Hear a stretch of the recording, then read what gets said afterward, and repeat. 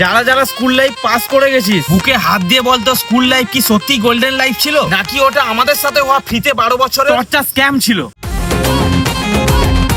আর সবচেয়ে বড় স্ক্যাম হতো টিফিনের সময়। মা সকালবেলা কষ্ট করে দুটো পরোটা আর আলু ভাজা দিয়ে দিল। ফার্স্ট পিরিয়ড শেষ হতে না হতেই পেছন বেঞ্চ থেকে আওয়াজ আসবে, কি এনেছিস রে? ব্যাস হাফ টাইমে বেল পড়ার আগে খাতার আড়ালে পুরো টিফিন বক্স সাফ। যে এনেছে সে একটা আলু ভাজাও পায়নি, আর যারা খেয়েছে তারা হাত চাটতে চাটতে বলছে নুনটা একটু কম ছিল রে। আরে সুকুনের দল, তোরা কি রেস্টুরেন্টে খেতে থাকিস?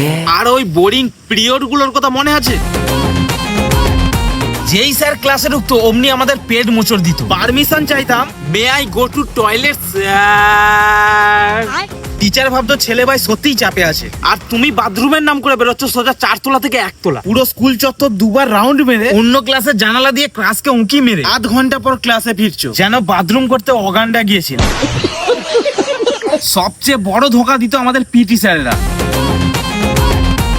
সারা সপ্তাহ আমরা চাতর পাখির মতো বসে থাকতাম শনিবার একটা পিটি ক্লাস পাবো বলে, একটু মাঠে গিয়ে ফুটবল খেলবো। আর যেই শনিবার আসতো ম্যাথ স্যার পিটি স্যারের পিরিয়ডটা কেড়ে নিয়ে ক্লাসে ঢুকে বলতো তোমাদের সিলেবাস শেষ হয়নি, আজ একটু অঙ্ক করাবো। মনে হতো ওই ডাস্টার দিয়ে স্যারের মাথায় একটা টাকো মেরে দিই। তবে যাই বলো ভাই, টিফিন চুরি আর বাথরুমের বাহানাগুলো ছিল বলে আজ আমরা বেঁচে আছি, নয়তো ওই সিলেবাসের চাপে ওখানেই পটল তুললাম। কি ঠিক বললাম তো? তোমার টিফিন চুরি করে খাওয়া সেই বন্ধুটাকে কমেন্টে ট্যাগ করো আর এই ভিডিওটা ওয়ান টাইম শেয়ার মেরে দাও।